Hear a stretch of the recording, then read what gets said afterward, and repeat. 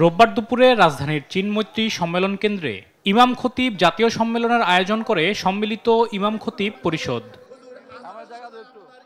অনুষ্ঠানে অংশ নেয় সারা দেশ থেকে আগত বিভিন্ন মসজিদের ইমাম খতিব ও রাজনৈতিক দলের শীর্ষস্থানীয় নেতারা।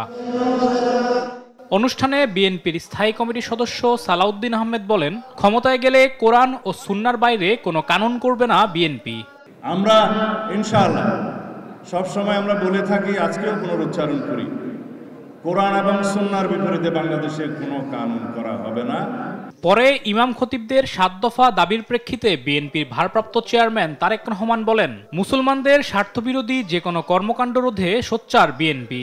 বিএনপি কখনোই ইসলামের মূলনীতি কিংবা মৌলিক বিশ্বাসের সঙ্গে আপোষ করেনি।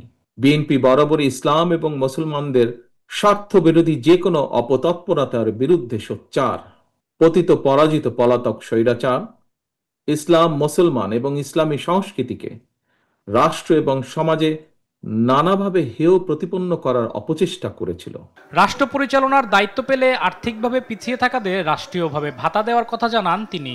ইমাম মুয়াজ্জিনদের মধ্যে যারা আর্থিক টানাপোড়েনে রয়েছেন তাদেরকে প্রতি মাসে রাষ্ট্রীয় তহবিল থেকে একটি নির্দিষ্ট পরিমাণ সম্মানী ভাতা দেবার ব্যাপারে বিএনপির একটি পরিকল্পনা রয়েছে।